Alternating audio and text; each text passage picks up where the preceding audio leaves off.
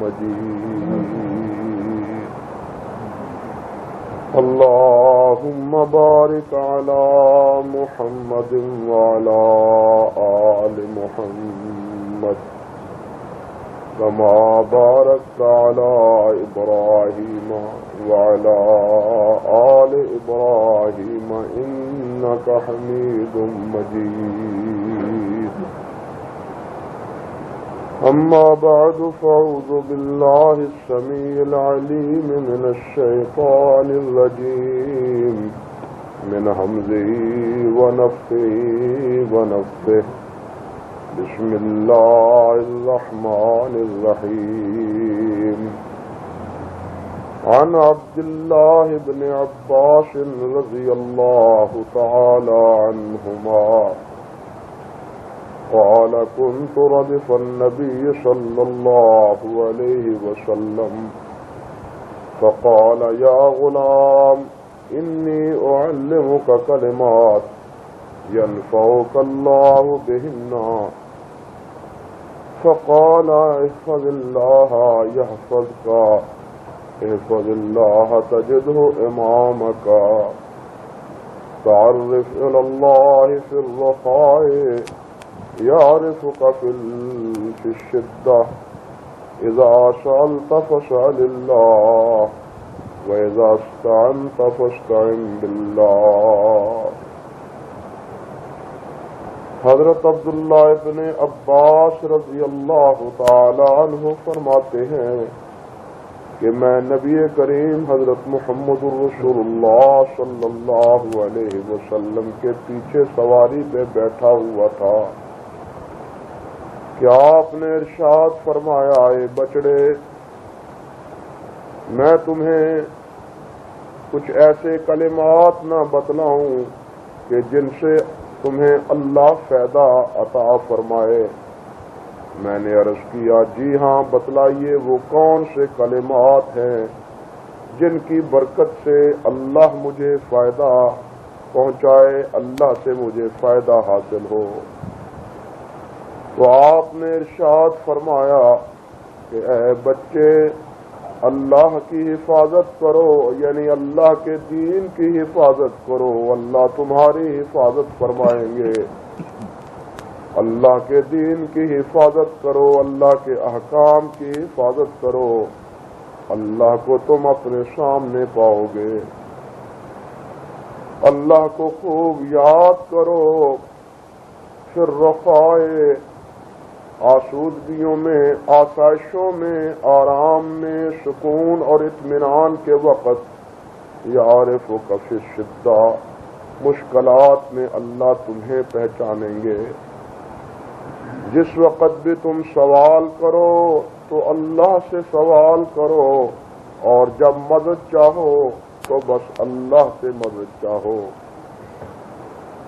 محترم بزرگوں بھائیوں, حضرت عبداللہ ابن عباس رضی اللہ تعالی عنہ کی یہ حدیث پاک عرصہ ہوا شاید آپ کے ذہن میں کچھ بات ہو کہ اس حدیث پاک کے حوالے سے جس کو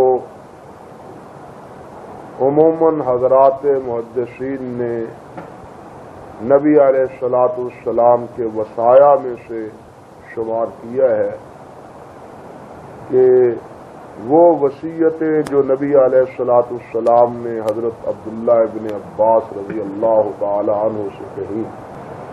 نبی علیہ الصلوۃ والسلام نے پہلی بات یہ ارشاد فرمائی کہ احفظ اللہ یحفظک, کہ اللہ کی حفاظت کرو. بظاہر تو لفظ یہ ہے, اللہ کی حفاظت کیا کرنا ہے, انسان کے کیا بس کی بات ہے, یہ انسان کے کیا اختیار کی بات ہے. انسان کی تو جب اللہ حفاظت نہ کرے تو یہ ایک منٹ زندہ نہیں رہ سکتا. اللہ سبحانہ و تعالیٰ تو وہ ذات ہے ولا یعودہ حفظہما, وہ جو پوری کائنات کے محافظ ہیں, زمین و آسمان کی حفاظت اللہ سبحانہ و تعالیٰ کر رہے ہیں. اور اس حفاظت سے اللہ ذوالجلال کو کوئی کلفت نہیں، کوئی تھکاوٹ نہیں، کوئی اکتاہٹ نہیں۔ انسان کام کرتا ہے نا، نگرانی کرتا ہے، حفاظت کرتا ہے، نگہبانی کرتا ہے، تو بالآخر تھک جاتا ہے، اکتا جاتا ہے، لیکن اللہ سبحانہ و تعالی اس کمزوری سے پاک ہے۔ اللہ قوی ہے، اس کی قوت میں کوئی کمی واقع نہیں ہوتی۔ اللہ سبحانہ و تعالی غالب ہے، اس کے غلبے سے کوئی چیز باہر نہیں۔ اللہ احکم الحاکمین، محافظ ہیں، حافظ ہیں، حفاظت کرنے والے ہیں، تو حفاظت میں اللہ سبحانہ و تعالی کو کوئی تکلیف نہیں اٹھانی پڑتی، کوئی ادھر ادھر جانا نہیں پڑتا، بلکہ اللہ سبحانہ و تعالی تو جس چیز کو جیسے آرڈر دے دیں، حکم دے دیں، وہ چیز اسی طرح محفوظ رہ جاتی، اسی طرح محفوظ رہ جاتی۔ بس اس مالک کے آرڈر دینے کی بات۔ آپ دیکھیں، حفاظت کا آرڈر نہیں ہے، اللہ اکبر، نہیں ہے آرڈر حفاظت کا، تو اللہ کے ایک بندے کا گدھا، اس کی سواری، اس کی ہڈیاں اور اس کا گوشت اور اس کا پوست، وہ سارا راکھ ایک قسم کا بن جاتا ہے۔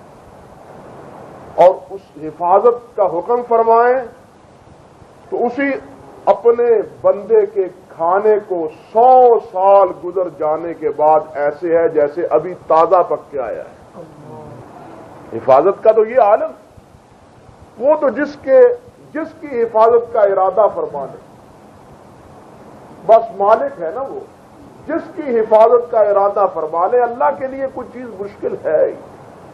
آپ دیکھیے اللہ سبحانہ و تعالیٰ نے فرمایا نا، ذکر کیا تیسرے پارے، اللہ اکبر کے اللہ، میرا ایک بندہ ایک بستی پہ گیا تو اللہ سبحانہ و تعالیٰ سے عرض کرنے لگا، یا اللہ یہ بستی والے مر گئے ہیں، ان کے آثار ناپائد ہو گئے ہیں، مٹ گئے بالکل، یہ کس طرح زندہ ہوں گے؟ فَأَمَاتَهُ اللَّهُ مِئَةَ عَامٍ، اللہ سبحانہ و تعالی نے موت طاری کر اور 100 سال تک وہ فوت ہوئے۔ ثم بعد، پھر اللہ سبحانہ و تعالی نے اٹھایا، اٹھو بھائی، قم بِإِذْنِ اللَّهِ، قم بِإِذْنِي، میرے حکم سے اٹھو، پھر جاگ پہ، مرنے کے بعد صحرا میں پڑے ہیں، جسم پڑا ہے، کوئی قریب آنے کی جرت نہیں۔ جب 100 سال گزر گیا، اللہ سبحانہ و تعالی نے حکم دیا اور یہی جسم چلنے پھرنے کے قابل بنا دیا۔ اب پوچھا کتنی دیر تک سوئے رہے؟ فرض کرتے ہیں یا اللہ بس ایسا معلوم ہوتا ہے کہ سال اپنا ایسا دن یا دن کا کچھ حصہ، دن یا دن کا کوئی، فرمایا نہ 100 سال تک سوئے رہے ہو۔ بتلاؤ وہ تمہارا گدھا سواری کہاں ہے؟ وہ تو سب 100 سال، میں تو سمجھتا تھا کہ دن کا تھوڑا سا حصہ، وہ گدھا وہ سواری وہ کہاں رہنی تھی، وہ تو نظر ہی نہیں آتی، پتہ نہیں کہاں گئی، مر مٹ گئی اتنے عرصے میں، کوئی لے گیا یا بھوکی پیاسی مر گئی بیچاری، اس کے تو آثار ہی نہیں۔ اللہ اکبر کبیرہ، فرمایا آپ دیکھو اس تمہارے گدھے کو میں زندہ کس طرح کرتا ہوں۔ اللہ سبحانہ و تعالی نے حکم دیا تو جہاں جہاں ہڈیاں پڑی تھیں، جہاں دور دور جناب وہ اکٹھی ہونی شروع ہو گئی، ملنی شروع ہو گئی، ملنے کے بعد جناب گوشت بننا شروع ہو گیا، گوشت آیا، گوشت کے اوپر گوشت بن گیا، چڑھا، چمڑا چڑھ گیا، اور چمڑا چڑھنے کے بعد گدھا تیار ہو کے سامنے کھڑا ہو گیا۔ اچھا پھر فرماؤ میرے بندے، یہ تمہارا کھانا تھا، اس کو تو دیکھو۔ یا اللہ یہ بنا پڑا ہے کھانا میرے کپڑے میں، رومال میں، اب اس کو کھولا تو بالکل ترو تازہ، جیسے اس کو کچھ ہوا ہی نہیں لگی، اس کا کچھ بگڑا ہی نہیں۔ دیکھیے نا اس کی حفاظت اللہ سبحانہ و تعالی نے فرمائی، وہ جیسا بدھا تھا ویسے کا ویسا بدھا رہا، جیسا تھا ویسے کا ویسا رہا، دوسرے سے اللہ سبحانہ و تعالی نے اپنی حفاظت اٹھا لی تو وہ کارخانہ قدرت کے متعلق جس طرح فیصلہ تھا وہ اس کے مطابق اس کا فیصلہ ہوتا رہا۔ بھائیو، اسی طرح انسان کی بھی جب تک اللہ چاہتا ہے حفاظت فرماتا ہے، جب انسان کی حفاظت اٹھ جاتی ہے اللہ سبحانہ و تعالیٰ کی طرف سے تو انسان بھی موت کے منہ میں آ جاتا ہے۔ بس پھر سمجھیے کہ انسان کا وقت پورا ہو چکا۔ تو اللہ کی حفاظت کے کیا معنی ہے؟ اللہ تو ساری کائنات کا محافظ، یعنی اللہ تو خود حافظ، خود محافظ، ہر ایک چیز کی حفاظت کر رہے ہیں، اور ایسی حفاظت کہ لا یعودہ حفظہما، کہ اللہ سبحانہ و تعالیٰ کو پھر اس حفاظت میں کوئی تکلیف، کوئی کلفت، کوئی پریشانی، کوئی تھکاوٹ، کوئی اکتاہٹ، وہاں اس کا کوئی تصور ہی نہیں، کیونکہ وہ تو مالک اور خالق ہے۔ غلام اور مملوک اور مالک اور آقا دونوں میں زمین و آسمان کا فرق ہے۔ وہ غلام عام انسان ہو، وہ غلام اللہ کا نبی ہو، وہ غلام اللہ کا فرشتہ ہو، تھکاوٹ ہر انسان کو ہوتی ہے، سستانا ہر انسان کا کام ہے، نیند آنا ہر انسان کا کام ہے۔ نیند انسان کو نہ آئے انسان بیمار ہو جاتا ہے، نیند انسان کو نہ آئے انسان بیمار تصور ہوتا ہے، لیکن مالک الملک وہ ہے کہ جہاں لا تأخذہ سنۃ ولا نوم، وہاں نیند کا کوئی تصور ہی نہیں، وہاں نیند کا کوئی تصور نہیں۔ اللہ سب کو نیند دیتا ہے، عطا فرماتا ہے نیند، لیکن نیند کا اللہ سبحانہ و تعالیٰ کے ہاں کوئی تصور ہے؟ راستے میں نبی علیہ الصلوۃ والسلام نے ایک سفر کے دوران فرمایا نا، بھائی کون ہے جو آج حفاظت کرے گا؟ حضرت بلال عرض کرنے لگے، حضور میں آج نگرانی کروں گا، صبح کے وقت جناب جب طلوع فجر ہوگی اٹھا دوں گا۔ فرمایا کچھ تھک گئے ہیں سفر کی وجہ سے تو سستا لے، کچھ آرام کر لے، بھائی تو نے نہیں سونا، تو نے جس وقت طلوع فجر ہونا ہے ہمیں بیدار کرنا ہے اور آذان ہو جانی، آذان کہنی ہے تاکہ ہم وقت کے مطابق نماز ادا کر سکیں، نماز پڑھ سکیں۔ اللہ اکبر۔ اب حضرت بلال اس طرح جناب پالان کے ساتھ، اون کے پالان کے ساتھ مشرق کی طرف رخ کر کے بیٹھے ہیں کہ جو ہی طلوع فجر ہو میں آذان کی تیاری کروں اور سرکار کو اٹھا دوں، لیکن اللہ کو فیصلہ تو کچھ، اللہ کا فیصلہ تو کچھ ہو اور تھا نا۔ اللہ سبحانہ و تعالیٰ نے کہا نیند، او نیند جاؤ چلو بلال کے اوپر سو جا، اس کو بھی سلا دو۔ میں نے ایک مسئلہ بتلانا ہے اپنے محبوب کی امت کو، اپنے محبوب کی امت کو مسئلہ بتلانا ہے، تم بھی سو جاؤ۔ یاد رکھو میرے اللہ کے محبوب علیہ الصلوۃ والسلام کی کوئی سنت، کوئی مسئلہ ایسا نہیں جو پردہ خفا میں رہا، پردہ خفا میں رہا، یہاں تک کہ کوئی عمل آپ نے اندھیرے میں بھی کیا ہے اللہ نے اس کو بھی محفوظ کر دیا، اندھیرے میں بھی کوئی دیکھنے والا نہیں۔ آپ کو یاد نہیں، علماء سے سنا نہیں کہ نبی علیہ السلام اور کوئی صحابی اس روایت کو اور نہیں بیان کرتا سوائے ام المومنین حضرت عائشہ صدیقہ رضی اللہ تعالی عنہا کہ میں نے دیکھا نبی علیہ الصلوۃ والسلام رات کی نماز پڑھ رہے ہیں، سجدے میں سر رکھا ہوا ہے، مختصر یہ کہ آپ کو ٹٹولنے کے لیے، تلاش کرنے کے لیے، تتبع کرنے کے لیے اندھیرے میں، آج بھی لوگ کہتے ہیں اندھیرے میں نماز ہی نہیں ہوتی، کچھ کہتے ہیں نا نماز ہی اندھیرے میں نہیں ہوتی جی جب تک روشنی نہ ہو۔ وہاں حال یہ ہے کہ کمرے میں کوئی اندھیرا نہیں ہے، اچانک روشنی نہیں ہے، نبی علیہ السلام نماز پڑھ رہے ہیں، حجرہ مبارک ہے کتنا، حضرت عائشہ کو پتہ نہیں کہ سرکار یہاں جناب سجدہ کر رہے ہیں، یہاں سب کچھ معلوم ہے، ہر ایک کو ہر چیز ہی معلوم ہے۔ اعوذ باللہ من الشیطان الرجیم۔ کائنات میں محبوبہ کائنات عائشہ صدیقہ ہے، اور عائشہ صدیقہ کو سب سے پیار دنیا میں اللہ سبحانہ و تعالیٰ کے بعد اپنے محبوب اور اپنے جناب سرتاج حضرت محمد مصطفیٰ صلی اللہ علیہ وسلم سے ہے، لیکن حضرت عائشہ کو معلوم نہیں میری سرکار کہاں ہے، ان کو تلاش کر رہے ہیں، کہاں چلے، اندھیرے میں ٹٹور رہے ہیں، تتبع کر رہے ہیں، تو کہتے ہیں، فرماتی ہے کہ میرے ہاتھ آقا کی ایڑیوں پہ لگے، میں نے سنا حضور کچھ دعا پڑھ رہے ہیں، سجدے میں پڑے ہوئے ہیں اور ایڑیاں آپس میں کیا ہے، سجدے کی حالت میں ملی ہوئی ہے۔ اب یہ روایت سوائے حضرت عائشہ رضی اللہ تعالی عنہا کے اور کوئی صحابی بیان کرتا، یہ طریقہ نبی علیہ السلام کا تھا اللہ نے اس کی حفاظت کرنی تھی تو رات کے اندھیرے میں بھی حضرت عائشہ رضی اللہ تعالیٰ عنہ کو یہ مسئلہ سمجھا دیا، یاد کروا دیا اہتمام سے، تاکہ وہ بتلائے کہ اندھیرے میں بھی نبی علیہ الصلوۃ والسلام کی کیفیت اور نوعیت کی۔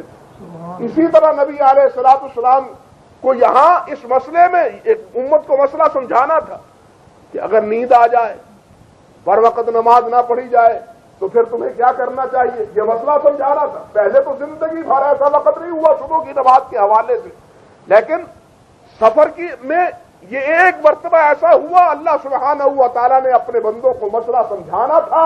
اب کیا ہے، نبی علیہ الصلوۃ والسلام آرام فرما رہے ہیں، حضرت بلال بھی سو گئے، فرمایا تم بھی سو جاؤ بلال، تم بھی سو جاؤ۔ نیند آئی، اتنی آئی، سارا لشکر سویا ہوا ہے، سورج طلوع ہو کے جناب بلند ہوا، سورج کی تمازت اور گرمی نبی علیہ السلام کے رخ انور پر پڑی، بلال کو پھر بھی خبر نہیں ہے، حضور جناب گھبرا کے اٹھے، وہ سورج اتر گیا، اتنا بلند ہو گیا، نماز ہماری کدھر گئی، انا للہ و انا الیہ، وہ بلال تم کو کیا ہوا؟ تو کیا جواب دیا، حضور جس مالک نے آپ کو سلا دیا اسی مالک نے مجھے سلا دیا۔ سونا انسان کی کمزوری ہے، سونا انسان کی کمزوری ہے، وہ اللہ کا نبی ہی کیوں نہ ہو، بلکہ نبیوں کا بھی نبی ہی کیوں نہ ہو، سیدھی بات، نبی کیا نبیوں کا ہی نبی کیوں نہ ہو، سونا اس کی بھی کمزوری ہے، آرام کرنا اس کی بھی کمزوری ہے، لیکن اللہ تأخذہ سنۃ ولا، اللہ کو نیند نہیں آتی، اللہ کو اونگ، نیند تو کجا، اللہ کو اونگ بھی نہیں آتی، اللہ محافظ ہے، لیکن اللہ کی حفاظت، اللہ حفاظت کرتے ہوئے بھی لا یعودہ حفظہما، اللہ کو اس کی حفاظت سے کوئی تھکاوٹ ہوتی نہیں، یہ سارے عارضے انسان کے ہیں، مالک کے ساتھ اس کا ان باتوں کا کوئی بھائیو تصور نہیں ہے۔ تو اللہ ذوالجلال والاکرام نے فرمایا کہ میرے بندو، نبی علیہ الصلوۃ والسلام نے فرمایا اے عبداللہ اللہ کی حفاظت کرو، بات تو یہاں سے چلی تھی، اللہ کی حفاظت کا کیا مطلب، اللہ کے دین کی حفاظت کرو، اللہ کے احکام کی حفاظت کرو، اللہ کے فرامین کی حفاظت کرو، جن جن باتوں کی حفاظت کا اللہ نے حکم دیا ہے ان کو پلے باندھ لو، اس کو ہاتھ سے مت چھوڑو، اس کا تحفظ کرو، اس کو جناب گرہ باندھ لو، ضائع نہ ہونے پائے، جس طرح اللہ پاک نے فرمایا ان تنصروا اللہ ینصرکم، جب تم اللہ کی مدد کرو گے تو اللہ تمہاری مدد کرے گا۔ کیا مطلب، جب تم اللہ کے دین کی مدد کرو گے، اس کے پشتیبان بن جاؤ گے، اس کے معاون بن جاؤ گے، اس کے مددگار بن جاؤ گے، اس کو پھیلانے والے بن جاؤ گے، اس کو آگے پہنچانے والے بن جاؤ گے تو اللہ تمہارے مددگار بن جائیں گے۔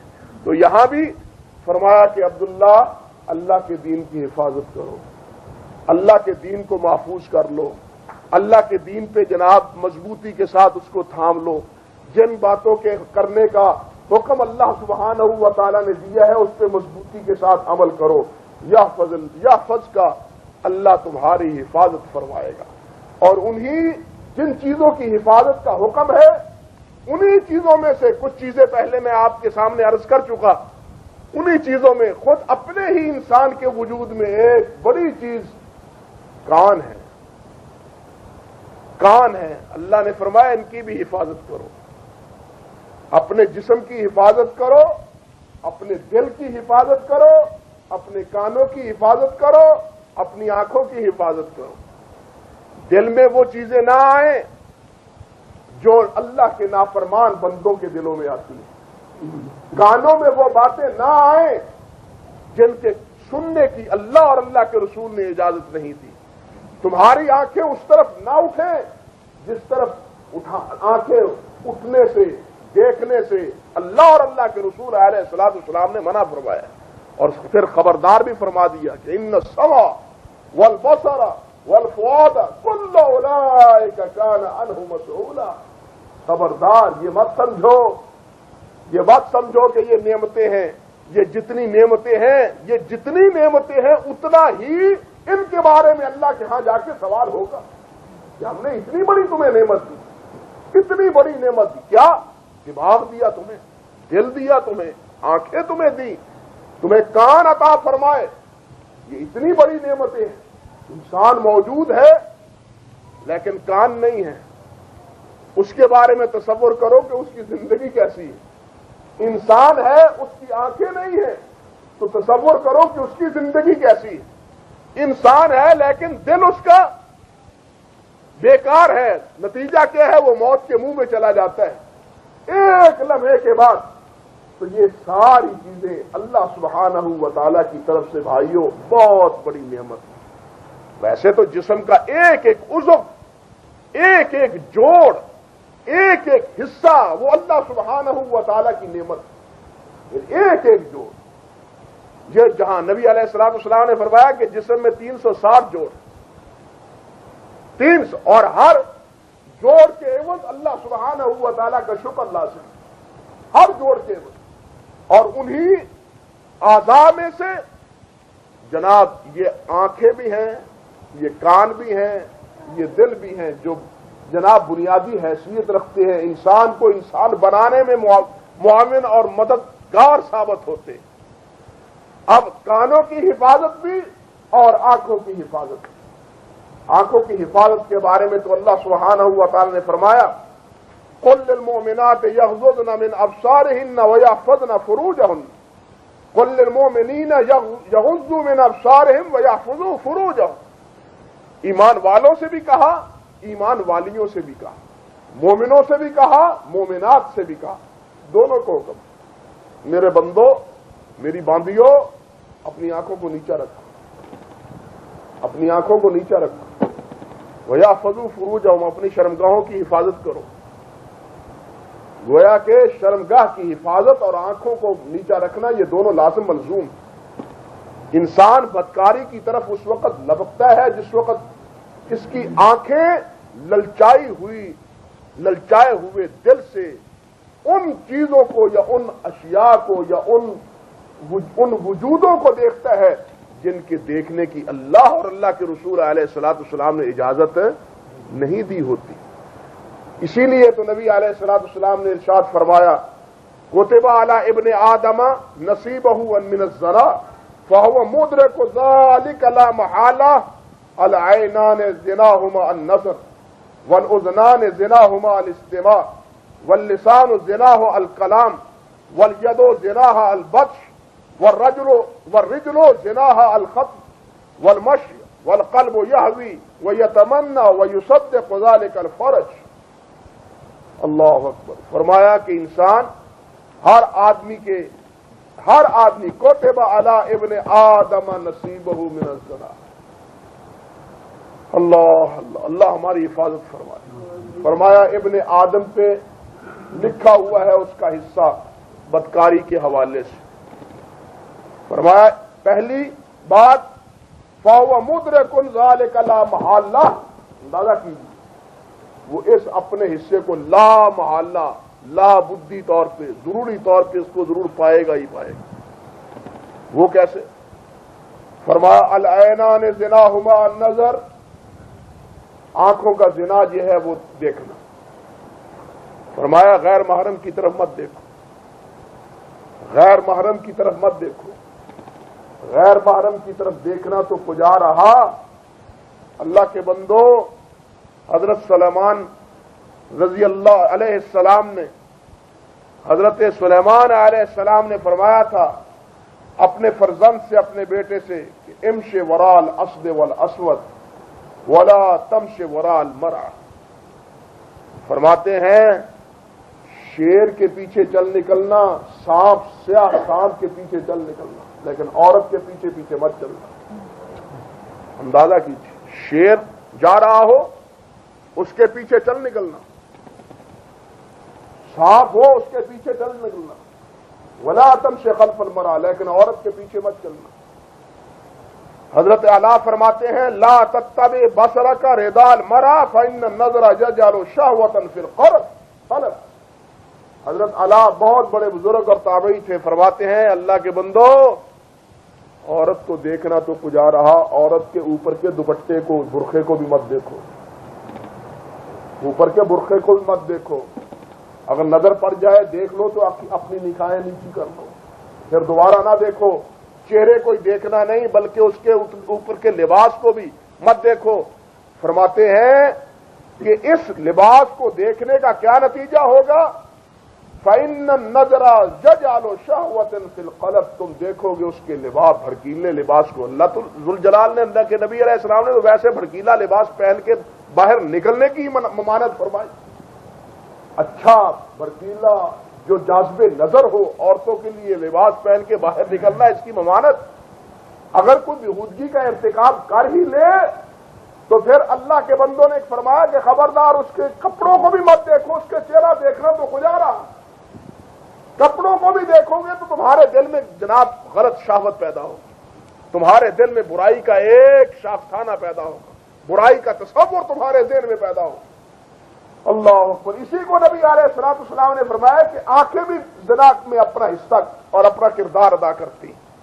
اگر آنکھوں کی حفاظت ہو تو پھر اس مرحلے سے انسان بہت حد تک بچ جاتا ہے. حضرت علی سے فرمایا تھا نبی علیہ الصلوۃ والسلام نے کہ یا علی لا تتبع نظرۃ النظرہ فإنها لك الأولى وليست لك الآخرة. اے علی نظر پڑ گئی کسی پہ تو یہ تو اللہ معاف فرما دے گا، پھر اس کے بعد دوبارہ مت نہ دیکھنا.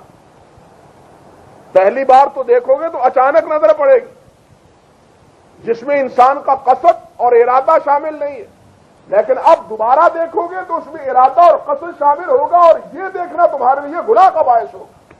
لیکن اگر پہلی بار بھی ارادے اور قصد سے دیکھتے ہو تو یہ بھی گناہ ہے. یعنی اگر ارادتاً نیتاً ایک کسی غیر محرم کو دیکھتا ہے تو یہ بھی گناہ، پہلی بار بھی دیکھے وہ بھی گناہ ہے. لیکن عام طور پہ انسان چلا جا رہا ہے، اس کی نگاہ اٹھتی ہے کسی کے اوپر جا پڑتی ہے، تو ایسی صورت میں حکم یہ ہے کہ اپنی آنکھیں نیچا کر دیں. بھائیو اللہ سبحانہ و تعالی نے یہ دین کا مزاج ہے کہ برائی سے ہی نہیں بلکہ برائی کے جو اسباب اور ذرائع ہیں ان سے بھی اللہ سبحانہ و تعالی نے روکا ہے. دیکھیے نا آدم علیہ السلام سے جو فرمائی تھی بات، سب سے پہلے لا تقربا هذه الشجرہ، اس درخت کے قریب نہ جانا. مقصد کیا تھا؟ کیا مقصد؟ ہم سبھی سمجھتے ہیں کہ مقصد تو یہ تھا کہ اس کا پھل مت کھانا، جہاں سے چاہو تم کھاؤ پیو. وَقُلَا رَغَدًا حَيْثُ مَا شِئْتُمْ، جہاں سے جو چاہتے ہو چاہو تم کھاؤ پیو. وَلَا تَقْرَبَا هَذِهِ الشَّجَرَةَ، لیکن اس کے قریب نہ جانا. مقصد تو روکنا تھا نا کھانے سے، لیکن کھانے سے ہی نہیں روکا بلکہ فرمایا قریب نہ جانا. کہیں ایسا نہ ہو کہ آگے بڑھ کے تم ہاتھ بڑھا کے جناب اس کا پھل توڑ لو اور پھر کھا لو. قریب ہی نہ جاؤ، نہ قریب جاؤ نہ اس کا پھل کھاؤ. اسی طرح اور بھی جتنی برائیاں ہیں، مثال کے طور پہ اللہ احکم الحاکمین نے جناب قتل سے روکا ہے، قتل و غارت سے روکا ہے، نفرتوں سے روکا ہے. تو قتل و غارت سے روکنے سے پہلے اللہ سبحانہ و تعالیٰ نے اور نبی کریم صلی اللہ علیہ وسلم نے صرف قتل ہی سے نہیں روکا بلکہ اعانت قتل سے بھی روکا، اشارہ قتل سے بھی روکا، اور اسلحہ کو جناب برسر عام اجتماعات میں لے کے جانے سے بھی اللہ اور اللہ کے رسول علیہ الصلوۃ والسلام نے روکا، تاکہ وہاں نہ اسلحہ ہو نہ قتل و غارت کی نوبت آئے. یعنی اسی طرح جو برائی ہے اس برائی کو ہی نہیں بلکہ جو اس کے اسباب اور ذرائع ہو سکتے ہیں، جو سبب بن سکتے ہیں، ان اسباب کو بھی اللہ اور اللہ کے رسول علیہ الصلوۃ والسلام نے روکا ہے، منع فرمایا. تو یہاں اصل علت تو ہے بدکاری زنا، لیکن یہ دیکھنا بھی اس زنا کا سبب بنتا ہے، بدکاری کا ذریعہ بنتا ہے. اس لیے اللہ سبحانہ و تعالیٰ نے بدکاری سے ہی نہیں روکا بلکہ بدکاری کے ساتھ ساتھ جو بدکاری کا سبب بنتا ہے اور سب سے پہلے یہ آنکھ سبب بنتی ہے. اس لیے فرمایا یا ایھا الذین آمنوا یا ایھا قل للمؤمنین یغضوا من ابصارہم ویحفظوا فروجہم. دیکھیے حفاظت شرمگاہ اس کا حکم بعد میں ہے، آنکھوں کی حفاظت کا حکم اس سے پہلے، اس لیے کہ شرمگاہ کی حفاظت اس کے لیے اعانت اور ممد ثابت ہوتی ہے آنکھوں کی حفاظت. اگر آنکھوں کو آوارہ چھوڑ دیا جائے، آنکھوں کو کھلا چھوڑ دیا جائے تو پھر دل میں خواہشات پیدا ہوں گی اور اس کو پورا کرنے کے خیالات جو ہے وہ जन्म लेंगे और उसके नतीजे में फिर बुराई का इंसान एक मजहर और एक अड्डा बन जाएगा। इसलिए अल्लाह सुब्हानहू व तआला ने फरमा दिया कि देखो बुराई ही तुमने नहीं करनी, बल्कि बुराई का जो जरिया है उसके पास भी तुमने नहीं जाना। आंखें जो है उसकी हिफाजत करो। नबी अलैहिस्सलातु वस्सलाम ने फरमाया कि अल ऐनान ज़िनाहुमा नज़र वल उज़नान ज़िनाहुमा इस्तिमा, और कानों का जिना क्या है? सुनना, ये गाने सुनना, ये गीत सुनना, ये तरन्नुम से ये सारी चीजें, जिस तरह जनाब आजकल हमारे मौसीकी का मौजू बना हुआ है, फनून लतीफा बने हुए हैं जिनको फनून लतीफा कहा जाता है, औज़ु बिल्लाहि मिनश शैतानिर रजीम, कि ये सारी चीजें ये भी बदकारी पे उभारती हैं। इसी तरह नबी अलैहिस्सलातु वस्सलाम ने फरमाया अल लिसान वल लिसान ज़िनाह अल कलाम, और लिसान जुबान का जिना क्या है? वो बात करना है। हुक्म यह है कि गैर महरम के साथ इस तरह लोभ पोष के साथ बात न करो, नरम लहजे से जनाब प्यार और मोहब्बत आमेज अल्फाज के साथ। औरत को हुक्म नहीं है कि वो गैर महरम के साथ इस अंदाज से गुफ्तगू करे, बात करे कि दूसरा आदमी जो है वो महसूस करे कि इसके दिल में मेरे बारे में कोई नरम गोशा मौजूद है। यानी इस अंदाज से गुफ्तगू करने से भी अल्लाह के रसूल अलैहिस्सलातु वस्सलाम ने रोका है। फरमाया वल यद ज़िनाह अल बत्श, और हाथ का जिना ये है वो क्या है? पकड़ना है। और रिजल, उसका जिना, पांव का जिना क्या है? वो चल के जाना है जिना के अड्डे में। फिर दिल जो है, यानी पहले कान, फिर आंखें, कान, हाथ, और इसके साथ साथ जनाब पांव। जब इन तमाम आज़ा ने अपना काम पूरा कर लिया और दिल में जनाब जिना घर कर गया, तो अब आखिरी मरहला रहता है उसकी तस्दीक का। अब इंसान अपनी शर्मगाह की बिना पे जनाब उसकी तस्दीक करता है या तकसीद करता है। गोया के तमाम आज़ा इस बदकारी में हिस्सादार हैं, ये समझिए। सिर्फ एक उज़्व नहीं, छोटा सा टुकड़ा नहीं जिस्म का, बल्कि पूरा जिस्म इस बदकारी में अपना अपना हिस्सा पाता है। नबी करीम सल्लल्लाहु अलैहि वसल्लम ने फरमाया खबरदार, आंखों की भी हिफाजत करो, कानों की भी हिफाजत करो, हाथों की भी हिफाजत करो, पांव की भी हिफाजत करो, और इसी तरह फिर आगे चल के अपनी शर्मगाह की भी हिफाजत करो, ताकि इस बुराई से तुम महफूज हो जाओ। अर्ज करने का मकसद ये था मेरे भाइयों कि अल्लाह सुब्हानहू व तआला ने जो हुक्म दिया है हिफाजत का, तो वो चीजें इसमें शामिल हैं जिनकी हिफाजत का अल्लाह और अल्लाह के रसूल अलैहिस्सलातु वस्सलाम ने हवाला दिया। दीन के अहकाम, दीन की बातें, और वो आज़ाद जिनकी हिफाजत का अल्लाह के रसूल अलैहिस्सलातु वस्सलाम ने नाम ले के तज़किरा किया, उन तमाम की मुहाफ़ज़त मुराद है। अल्लाह उन तमाम अशिया की और तमाम उन इबादात की और तमाम उन अहकाम की हिफाजत की हमें तौफीक अता फरमाए जिनकी हिफाजत का अल्लाह और अल्लाह के रसूल अलैहिस्सलातु